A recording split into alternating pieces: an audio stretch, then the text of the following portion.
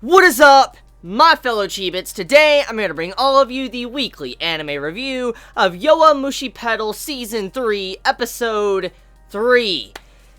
It feels nice seeing Onoda actually regaining some confidence, but also seeing Teshima actually standing out as a captain and proving his worth.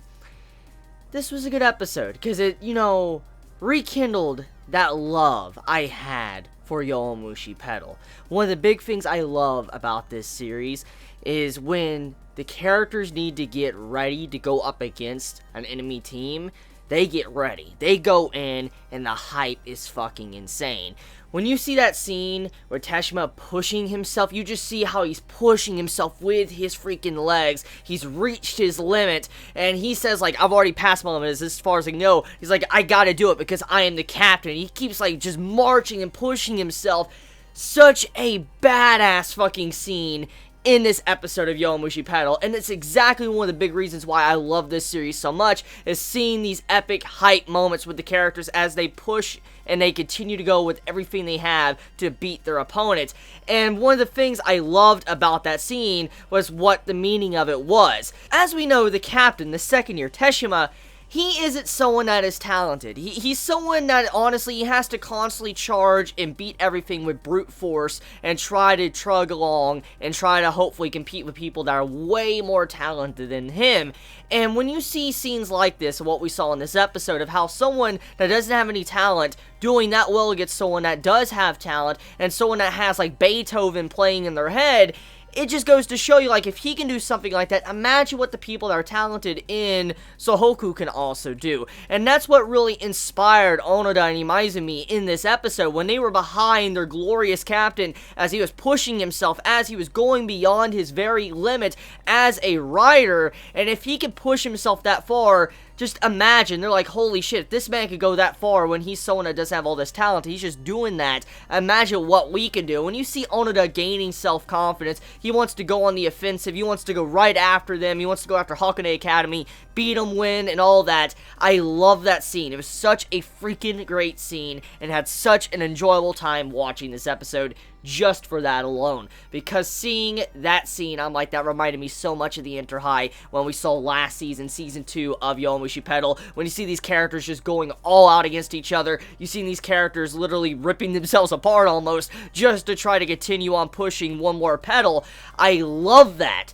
So, that being said, this episode introduces a new character, or technically introduced him last week, but this is like the episode that really gives this new character characterization. Kind of lets us see what this character is, see what type of person he is, but also see how good of a racer he is. And overall, my impressions of this man that was introduced in this episode, like with characterization and all, he reminds me a lot of Maki. Like, as we know, Maki, when he's racing and he's trying to climb, he constantly shakes his back and forth like a spider. That's the thing that we know about his character, and it's kind of funny that this character that was just so weird with the style of riding a bike, now there's a new character in this series that rides very weird just like him. I mean, someone is so massive, like, this man has such long arms and legs, the way he just sits on top of his bike, it's like he's riding a toddler bike compared to his massive size. It's that fucking crazy. I mean, this man's build, the way he looks, the way he rides his bike, and he just shakes it back and forth, and he's like, just a musical instrument.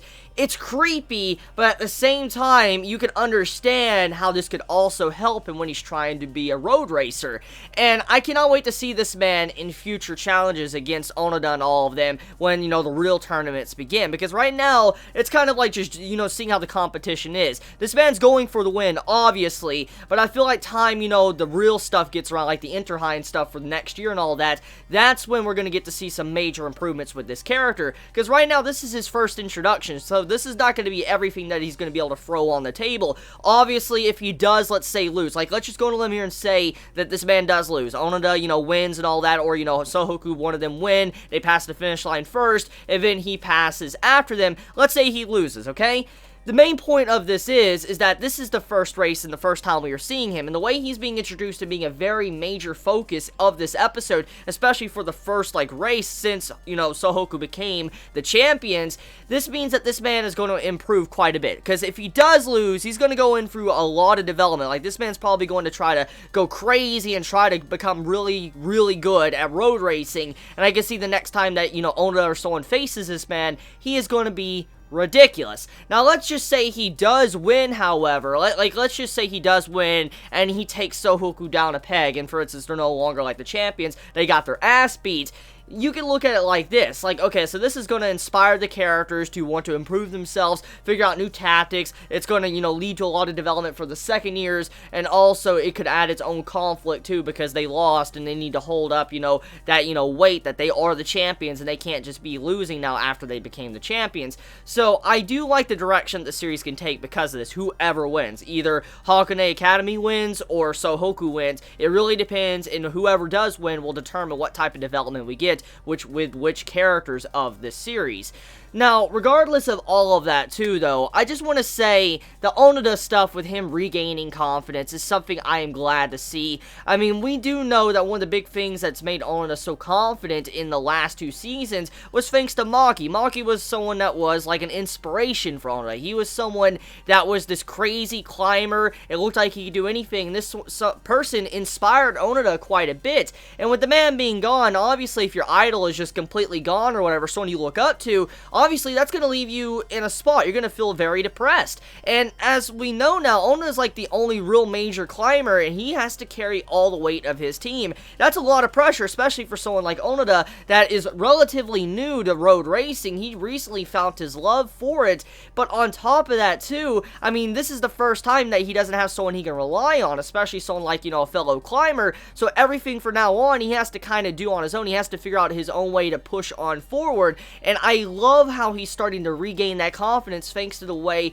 the new team captain is handling Sohoku. I mean, there's a bunch of different team captains. I mean, we saw our previous team captain from, you know, the last season of the Inter High for, you know, Yowamushi Pedal, and when we think about the style of team captains, it just makes sense. I mean, each captain is going to be very different. Their style of teaching their fellow, you know, I guess squad mates of how to race or whatever, or how to inspire them and get that morale going, it's going to be different. It's going to vary between multiple different people. Like, someone might have the style of being just about brute force, just having these freaking crazy, like, stamina freaks, or you can have the others that, you know, they may not be as strong as maybe these other riders in their team, but they're able to encourage them and boost their morale to where they can do some crazy things and break their very limits. And so there's just different styles of squad leaders, and I'm glad to see that, you know, this Captain Teshima is doing so well, and that he's kind of doing his own way of being a captain in a different way than what we saw from the previous 2 seasons of Yowamushi Pedal.